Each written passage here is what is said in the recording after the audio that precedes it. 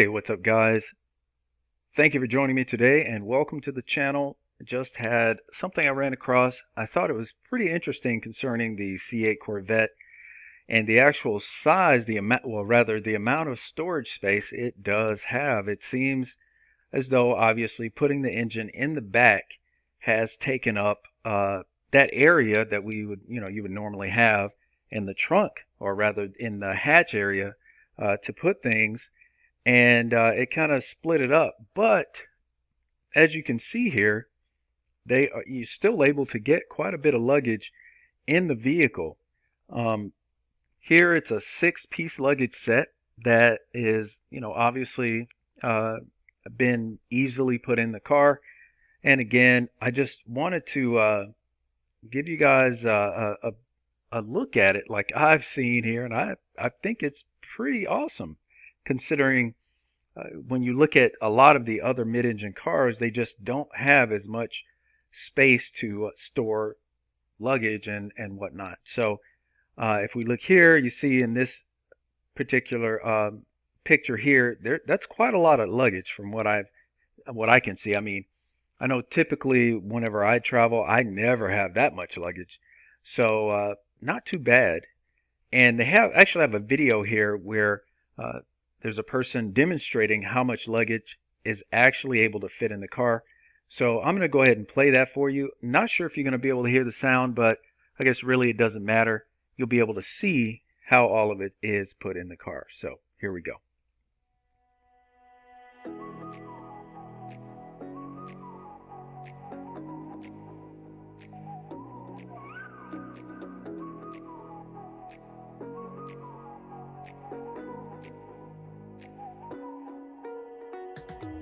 You're the night sky trying to make me see your stars, but the dark gets lonely.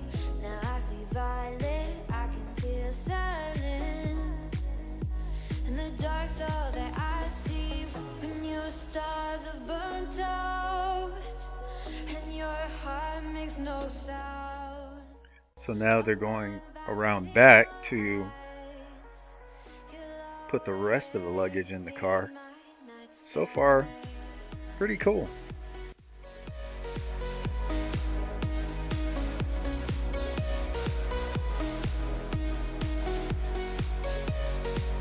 You'll always be my night sky.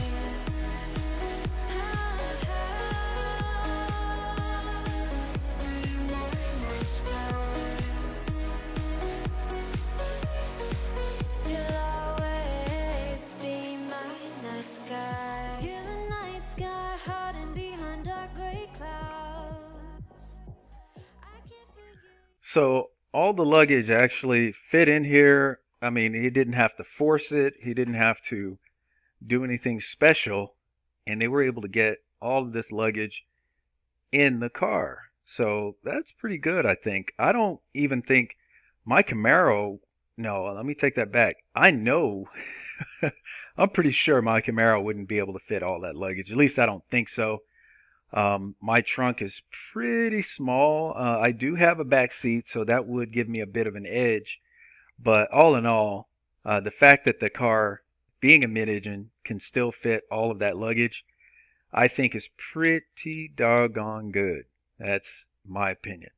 All right, so let's go ahead and go on to the next thing I wanted to talk about, and it is the Bugatti Chiron Longtail. Now, this car actually, they were trying to set a speed record with it. Although, one thing about it, they weren't able to complete it in full fashion. And what I mean by that is typically you have to do what's called a flying mile. So the car has to go one way as fast as it can go, turn around, and go back the other way as fast as it can go. In this particular case, where they ran the Bugatti was in Germany at the Lower Saxony. Well, the track is in Lower Saxony, which is 164 feet above sea level.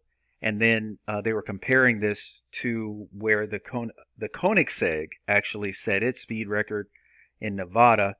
Now they're saying here that so there are two issues. Number one, let's get back to the flying mile. They couldn't do the flying mile turn around on the German track where they would have had to turn around and go back the opposite direction because they said on that track all the cars go in one direction on this particular road. The problem with it is that if they had turned around and gone the opposite direction, they would have essentially been going against the grain, I'm sorry, on the particular track, and it could have caused issues with the tires because it's going against the grain. It could have eaten up the tires up really quickly and possibly even caused some type of failure.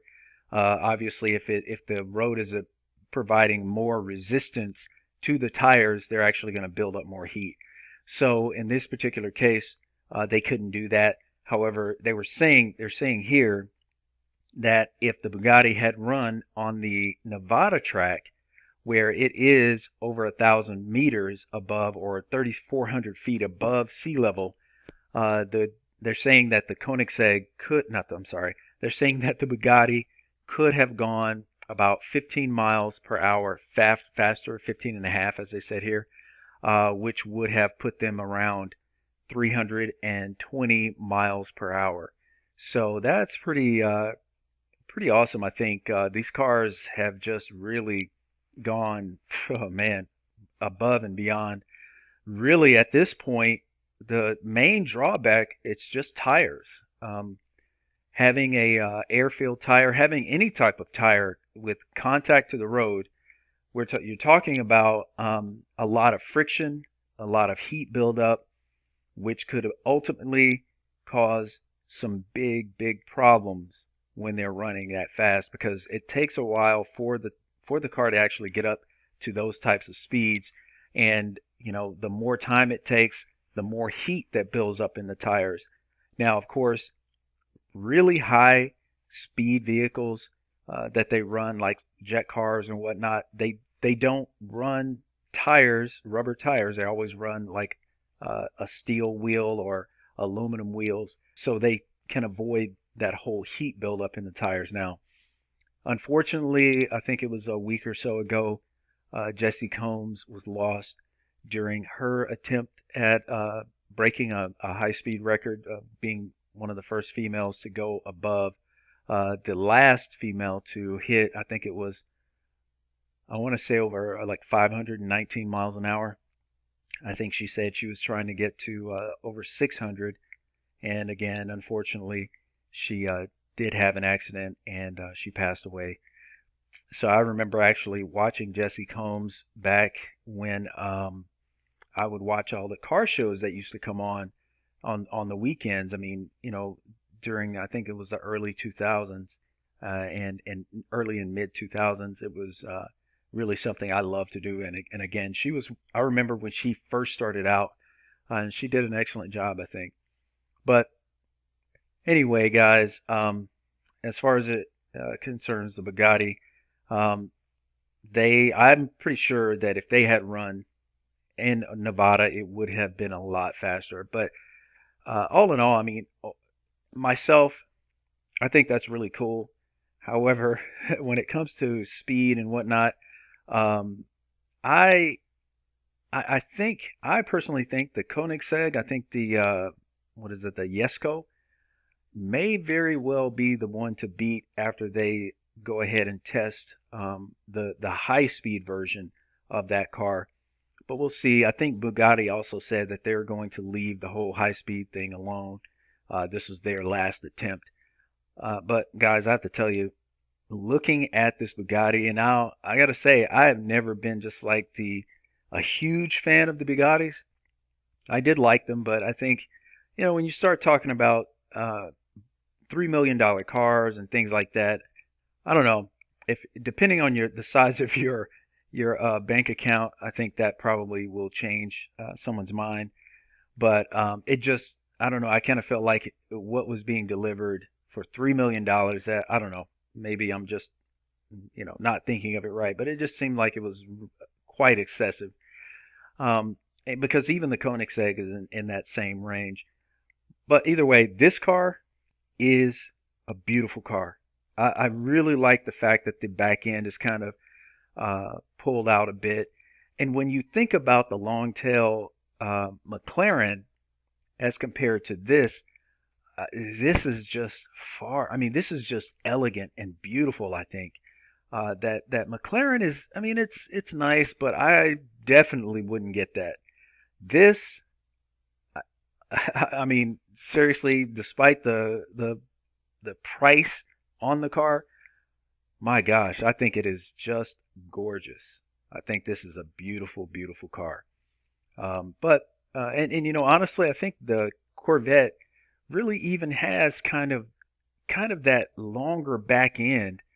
I don't know. It just seems like it makes the car look just a lot more elegant. You know, the longer that long back end, just sweeping out. I don't know. I just really, really love that.